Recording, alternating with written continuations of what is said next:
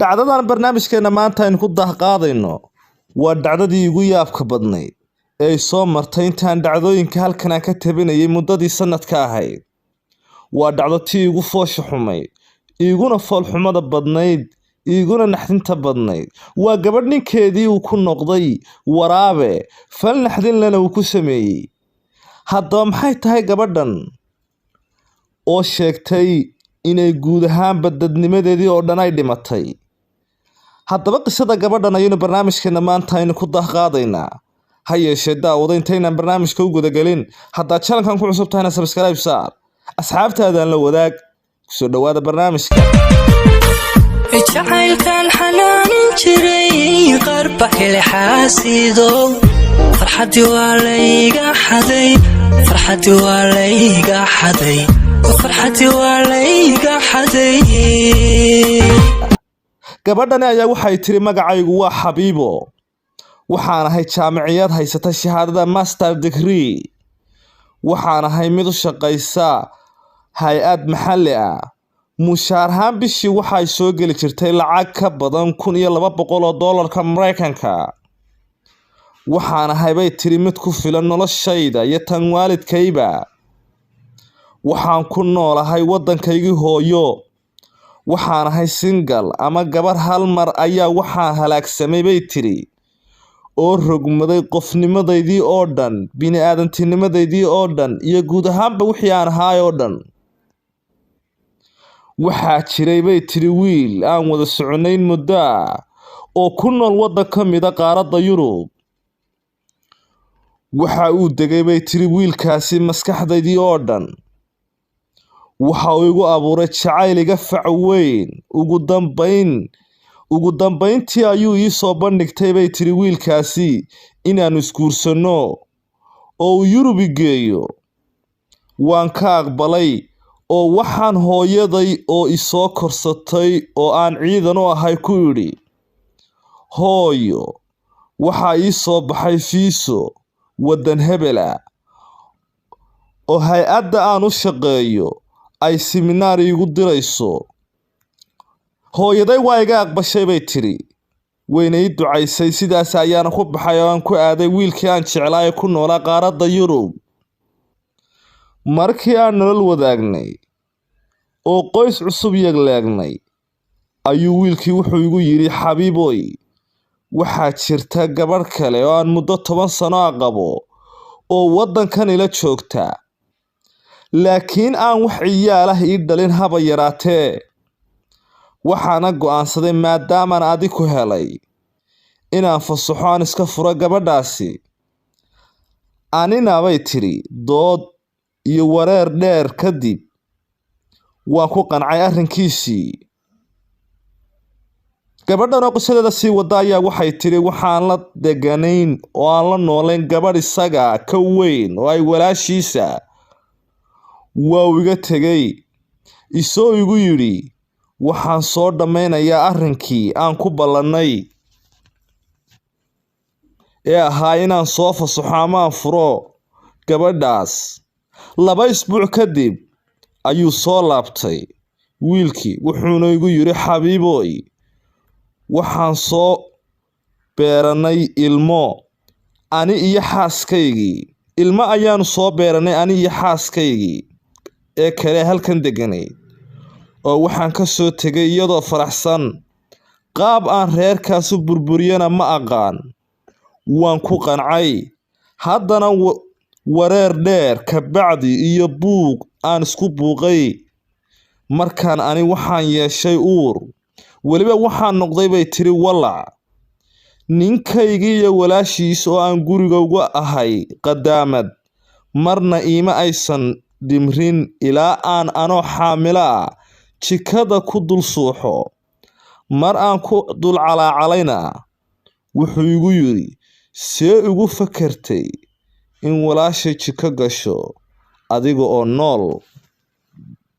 waxa uu ogyahay inaan uur leeyahay oo aan ahay qof walaca. waxa uu ii diiday gebi ahaanba inaan la sheekaysto qoyskayga ayay tiri. kaarka ay ku soo dhacdo lacagta cayrta ee qaaradda Yurub ee aan ku noolahay waddankaasi isaga ayaa haya.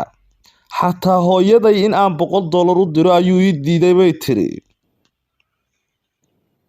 waa uu iska tegey oo waxa uu aaday xaaskiisii kale anoo socon karaynin oo tabcaana.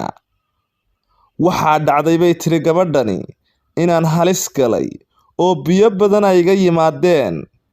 ambalaas ayaan wacday oo goob caafimaad ayaa la geeyey. waxa uu guriga ku soo laabtay anoo maqan oo cisbitaalka aan jiifo.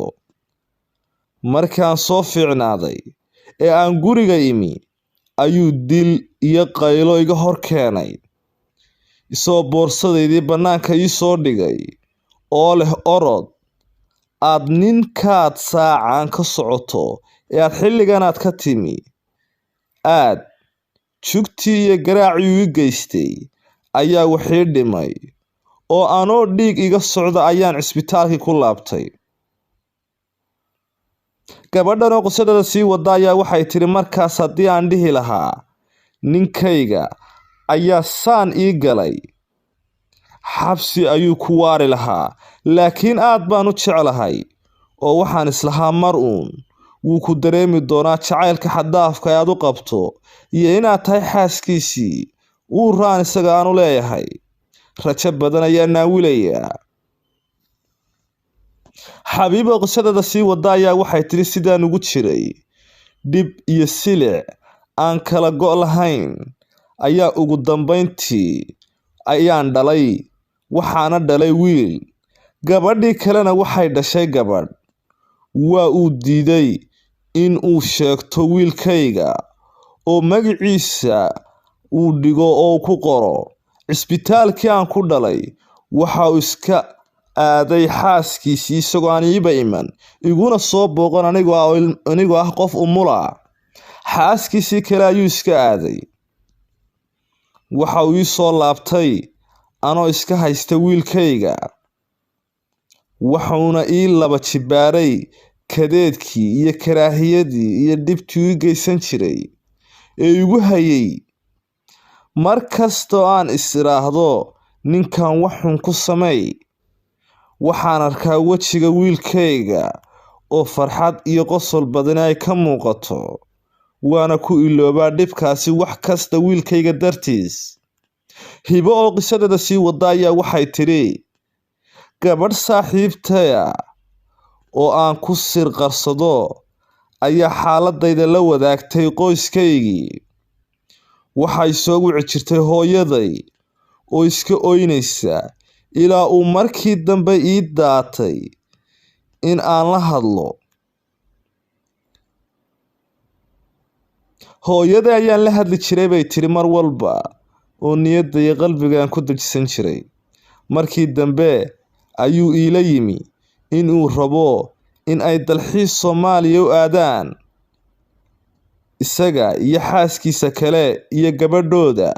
wuxuu igu yiri markii aan ka soo laabto Soomaaliya ayaan go'aan ka gaari doonaa inaan ku sii qabo iyo in kale. markii uu baxay ayaan wacay walaalkiis ka weyn waxaana u sheegay arrinkii oo dhan iyo in aan rabo in layga furo waraabahan qoyskaygii oo Soomaaliya jooga iyo qoyskiisii ayaa is helay. sidaasi ayuuna igu furay oo warqadaydii ayaan ka qaatay. ani waxaan dhexda u xirtay inaan koriyo wiilkayga. waan ka guuray gurigiisii. waxaan helay oo laysiiyey guri kale. waan iska bedelay nambaradii dhammaan uu igu yaqaanay isagu iyo simikaadh walba uu igu yaqaanay. simikaadh walba aan qaato wuu soo helaabay tiri. waana uu isoo wacaa isoo mar kasta iga dalbada cafis igana baryaya inaan ku soo laabto noloshiisa. aniga oo yaaban bay tiri xabiibo oo isle halkuu ka soo helayaa taleefoonadaada ayaan ogaaday in walaashiis oo aan wada xiriirno ay soo siiso. markaan muddo hal sano ka badan ku dhagaysanayay taleefanka oo markii uu nambar kale uu iga soo waco ee aan codkiisa aqoonsado aan ugu dambayn ayaan hadda ku qabtay waxa uu igu leeyahay naagtii kale waan furay habeenkii hurdo fiican ma seexdo adaa ii hortaagan mar kasta waxaan diyaar u ahay xataa in aan Soomaaliya ku noolaano ee ii soo laabo waan ku baryayaa waxaa tahay wiilkayga hooyadii markii hore telefoonada ayaan ku dhagaysan jiray balse habeen ka mid ah ayaan codka iska dhagaystay isagoo leh naagtii waan furay waxaan doonayaa in wixii hore oo dhan iska bedelo waan ku jecelahay mar kasta adiga ayaa hor yaala iyo erayo noocaas ayuu ku dhawaaqayaa waxa ay doonaysaa ninkan guud ahaanba inuu nolosheeda u ka baxo balse waa ay jeceshahay wiil yar oo qurux badan isagoo eegna waa ay haysataa oo mar kasta ay wiilkeeda yar aragto isaga ayay soo xasuusanaysaa waxay tiri ma rumaystaa oo ma iskaga laabtaa maxaan sameeyaa walaalayaal ilaahay baan idinku dhaarshay talo iyo tusaale siiya iyo wixii aad igula talin lahaydeen ninkan kadeedka silaca saxariirka iyo dhibta iyo rafaadka ii geystay haddii aan ku laabto talo ma ka soo noqon doonaa oo nin wanaagsan ma noqon doonaa mase dhab tahay inuu naagtii furay iyo in kale maadaama isaga beentiisu ay badan tahay oo uu yahay beentii oo qofa waxay tiri gabadhan waxaan doonayaa inaad ila talisaan oo aad talo iyo tusaale ay siisaan haddaba daawada gabadhan ra'yigaaga fadlan commentiga ugu reeb oo talo tii ugu fiican assalaamu calaykum dhammaantiin walaalaha Soomaaliyeed dhammaan dadka hamiga sare leh ee horumarka jecel waxaan jecelahay inaan la wadaago fursad ganacsi oo ay ka faa'iideysan karaan gaar ahaan dadka dhaqaale aad u yar haysta ma doonaysaa adigoo gurigaaga jooga inaad iibiso badeecooyinka shirkadda afraad ee ugu weyn waddankaasi Mareykanka ma tahay shaqaale laga rabo masruuf kira guri fee waxbarasho iyo qarashaad kale oo warwar iyo dhibaato kugu haya fadlan shaqo ka bilow kambanigan oo la shaqee kambaniga afraad ee ugu weyn waddankaasi Mareykanka iibi badeecooyinka shirkaddani soo saarto managerada guud ee shirkaddan u qaabilsan qoomiyadda Soomaalida ayaa fudaydisay in kambanigan ay ka shaqeeyaan Soomaalida qurbaha iyo kuwa dalkoodii hooyo jooga manager Sacdiye Xirsi ayaa sanadkan 6 bilood ee soo socda u qoondaysay inay si toos ah u diiwaan geliso oo uga shaqeeyaan kambanigan cadad gaaraya 600 oo qof oo ku biiri doona shaqaalihii sanadkii hore ay diiwaan gelisay manageradu haddaba daawade sidee uga shaqo bilaabaysaa kambanigan kow marka hore waa inay kaa go'an tahay inaad shaqo tag tahay waa inaad tababarada ay manageradu kuu qabanayso xilligeeda aad uga qayb gasho si laguu baro qaabka aad u shaqayn lahayd waana inaad tahay qof sumcad iyo maamuus ku dhex leh bulshadiisa iibina kara productyada iyo badeecooyinka shirkaddani soo saarto waana inaad qaadato talooyinka iyo macluumaadka ama sharciyada shirkaddani Sacdiye Xirsi ah hooyo Soomaaliyeed oo degan dalka Mareykanka ahna managerada u qaabilsan qaybta Soomaalida ayaa kaa caawin doonta wixii macluumaad ah iyadoo afkaaga hooyo kugu baraysa kuna tusinaysa sidaad u shaqayn lahayd waana Sacdiyo oo kugu xidhaysa tiim kula shaqeeya oo kula wada shaqada kuwaas aad isku goob joogtaan ama aad kala wadan joogtaan ama kala magaalo intaba haddaba daawade si aad u hesho macluumaad dheeraad ah fadlan wac nambarkan WhatsApp ee shashada kugu qoran adigoo marka hore fariin cod ama qoraal ah u diraya managerada oo uga warbixisay bulshada Soomaalida qaabka u shaqeynayaan iyo sida u diiwaan gelinayso iyo waliba waxyaabaha ay ku gacan qabanayso waa tan managerada oo fariin cod ah u soo dirtay qaybta warqabadka Helais Media السلام عليكم ورحمة الله وبركاته walaalaha sharafta leh Soomaaliyeed meel walba aad ku sugan tihiin waa walaashin Sacdiye Xirsi oo idin dhahaysa ku noolaada nabadgelyo iyo caafimaad intaba bacdal salaan waxaan maanta rabaa inaan isla eegno fursad ganacsi oo aniga ii anfacday adigana ku anfici doonta walaalo badan oo Soomaaliyeedna noloshoodii wax badan ka bedeshay oo aniga aan ka mid ahay. intayna horta u guda gelin fursadda ganacsi waxaan rabaa inaan isla eegno waxaa jira dad badan oo jecel in ay business bilaabaan qaarkoodna ayba bilaabeen business in qaybta bilowday businesska waxa laga yaabaa businesskooda inay ku guuleysan waayeen. waxaan dhihi karaa laba siyaabo ayaa ka mid ah siyaabahay ugu guuleysan waayeen. kow waxaa ka mid ah in ay meesha ay ka fureen aan ahayn meel ku habboon businesska. midda labaad oo ah alaabta iyo waxyaabaha ay iibinayaan aan ahayn waxyaabo suuqa iyo cid walba u baahan tahay oo suuqa leh. waxyaabo aan suuqa ku soconaynin ayaa laga yaabaa oo qof walba aan u baahnayn ayaa dhici karta inuu ahaa. waxaa kaloo laga yaabaa walaalo badan oo Soomaaliyeed oo jecel inay shaqaystaan oo business furtaan laakiin haddana cabsi ku jirto. laga yaabo inay isleeyihiin oo ka cabsanayaan lacagta ay ku bilaabi doonaan investment inay geliyaan business lacag badan inay ku furaan, taasoo keeni karta inay dib oga dhigtaan businesska ay bilaabi lahaayeen. haddaba aniga Saacadiye Xirsi ah oo maanta adiga kula hadlaya waxaan ku hayaa business ka duwan waxyaabahaas oo dhan.